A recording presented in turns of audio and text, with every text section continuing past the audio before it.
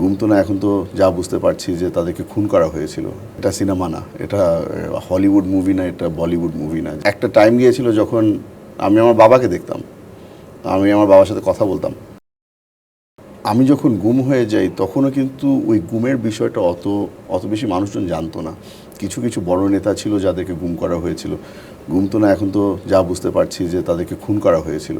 তবে ওই গুমের বিষয়টা অত বেশি হাইলাইটেড ছিল না। পরবর্তীতে এখন আমরা বুঝতে পারছি যে এটা কত ঘন ঘন হতো। সারাদিন কাটতো নামাজ পড়ে। নামাজটা আসলে আমি ব্যক্তিগতভাবে অত বেশি রিলিজিয়াস ছিলাম না। পরবর্তীতে চিন্তা করলাম যে এই ইমানটাই আমাকে হয়তো বাঁচিয়ে রেখেছিল। আমি আস্তে আস্তে করে বুঝতে পারলাম যে আসলে ইমানটা কত ইম্পর্ট্যান্ট একটা জিনিস। আমি 5 ওয়াক্ত নামাজ পড়া শুরু করেছিলাম। এক পর্যায়ে গিয়ে ভয়ও লাগতো যে এরা যে দেখছে যে আমি নামাজ পড়ছি, ঘন ঘন 5 ওয়াক্ত নামাজ পড়ছি, এরা কি আবার এটা রেকর্ড করে বলবে নাকি না আমি জঙ্গি হয়ে যাচ্ছি। আমার চুল লম্বা হয়ে যাচ্ছিল, দাড়ি লম্বা হয়ে যাচ্ছিল। এক পর্যায়ে তো গিয়ে নিজের চেহারা দেখেও ভয় লাগতো যে চিনতে পারছি না আর এই ব্যক্তিটা আয়নার মধ্যে কে, এটা তো আমি না। আমার বডি ওয়েট তো অনেক কমে গিয়েছিল।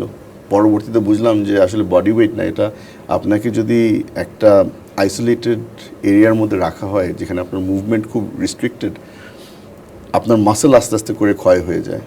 তো ওটার জন্য অনেক পরবর্তীতে বের হয়ে আসার পরে অনেক হেল্প লেগেছে যে ওই মাসল রিকভার করার জন্য অনেক কিছু করতে হয়। ভিতরে থাকার ওই টাইমটার মধ্যে অনেকবার চিন্তা করেছিলাম যে এখানেই কিছু হাঁটাহাঁটি করি, জাস্ট একটু অ্যাক্টিভ থাকার চেষ্টা করি। হয় না। এটা সিনেমা না, এটা হলিউড মুভি না, এটা বলিউড মুভি না যে আপনি জেলের ভিতরে আপনি ঘন ঘন এক্সারসাইজ করছেন, নিজেকে অ্যাক্টিভ রাখতে চেষ্টা করছেন, ফিট রাখতে চেষ্টা করছেন। এটা হয় না। আপনার মেন্টাল ক্যাপাসিটি ওরকম আর থাকে না যে সারাক্ষণ যদি একটা মানুষ ভয় থাকে যে যে কোনো মুহূর্তে আসবে, যে কোনো মুহূর্তে এসে আপনাকে তুলে নিয়ে যাবে, আপনাকে মেরে ফেলবে, আপনাকে টর্চার করবে, আপনি কোনো সময় একটা সেকেন্ডের জন্য আপনি রিল্যাক্স থাকেন না। আমার বেশিরভাগ টাইম কেটেছে ভয়। আমার বেশিরভাগ টাইম কেটেছে শুয়ে থাকতাম, হয়তো কিছু সময় আমি প্রিটেন্ড করতাম যে আমি ঘুমিয়ে আছি, কারণ ভয় ছিলাম যে বাইরে শুনতে পারছি যে একটু মুভমেন্ট হচ্ছে, লোকজন আসা যাওয়া করছে, তখন ভয় লাগতো যে আমাকে নিতে আসছে। তখন আমি চোখের মধ্যে শুয়ে থাকতাম, চোখ বন্ধ করে শুয়ে থাকতাম যে যদি দেখে যে আমি ঘুমাচ্ছি তাহলে হয়তো আসবে না, হয়তো নিবে না আমাকে। ওরকম মানসিকতা ওদের ছিল না। ঘুমিয়ে থাকি, জেগে থাকি, ডিড নট ম্যাটার। ঘুমোতে কি পারতেন? ঘুমকে আসতো? ঘুম খুব ডিফিকাল্ট। আমি এটা এটা সকলেই জানে যে আমি একজন এমন একটা ফ্যামিলি থেকে এসেছি যেখানে এসি রুমেই ঘুমিয়ে বড় হয়েছি। আমার পড়াশোনা বিদেশে ছিল, আমার জন্যে আমার লাইফ খুব লাক্সারিয়াস ছিল, এটা আমি স্বীকার করি। তো এখন আপনি যদি এই সিচুয়েশন থেকে একটা ব্যক্তিকে নিয়ে গিয়ে আপনি একটা সেলের মধ্যে রেখে দেন যেখানে পাংখা চলে না, আমাদের ওখানে ইলেকট্রিসিটি থাকতো না প্রায় 7-8 ঘন্টা, তো ওই গরমের মধ্যে ঘামাচ্ছি, ঘুম হওয়াটা অত অত ঘন ঘন ঘুম হতো না। আর এই স্ট্রেস, এই টর্চারিংয়ের কারণে এমনও সময় গিয়েছে যে 3-4 দিন ঘুমাইনি। এটা একটা মেন্টাল ব্রেকডাউন। আমার এমনও একটা সিচুয়েশন গিয়েছে যে আমি একটা চেয়ারে বসা ছিলাম প্রায় 3 দিন, ঘুমাচ্ছিলাম না, পাগল হয়ে যাওয়ার মতো। আমি নিজেও মনে করতাম যে আমি পাগল হয়ে যাচ্ছি, যে ডিলুশনাল ছিলাম, অনেক সময় অনেক কিছু ইম্যাজিন করতাম।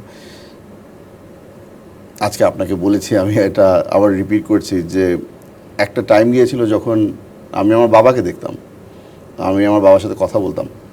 আর এটা আমার জন্য একটা কোপিং মেকানিজম ছিল যে কারোর সাথে কথা বলো। আর আসলে ওই টাইমটা আমার জন্য খুব ইম্পর্ট্যান্ট হয়ে গিয়েছিল, কারণ আমার মনে হচ্ছিল যে আল্লাহ আছে, আল্লাহ হয়তো ফেরেশতা হিসাবে কাউকে পাঠিয়েছে যে আমার দেখাশোনা করবে। আর এই ফেরেশতাটা আমাকে বারবার করে বলছে যে ভুলে যাবা না তুমি কার ছেলে, তুমি সাউদ্দিন কাদের চৌধুরীর ছেলে, তোমার পক্ষে সম্ভব, তুমি এটা সহ্য করতে পারবা। নিজেকেই বলতাম এটা। ওভাবে করে সারভাইভ করেছি। ট্রমাটা এখনও কেটে ওঠেনি, এখনও সাহায্য লাগে। অনেক সময় আমরা ভুলে যাই যে আমরাও মানুষ, আমাদেরকে সবাই টিভির পর্দায় দেখে, পলিটিক্যাল মঞ্চে দেখে, সবাই মনে করে যে না না এদের পক্ষে তো সম্ভব। আসলে আমাদের সবারই উইকনেসেস আছে, আর এই সময়টার মধ্যে আয়নাঘরের মধ্যে আসলে বুঝতে পেরেছি যে আমরা ব্যক্তি হিসাবে কতটাই উইক হয়ে যেতে পারি। এমনি কি বুঝতে পারতো যে কতদিন কাটলো আপনার, যেহেতু অন্ধকার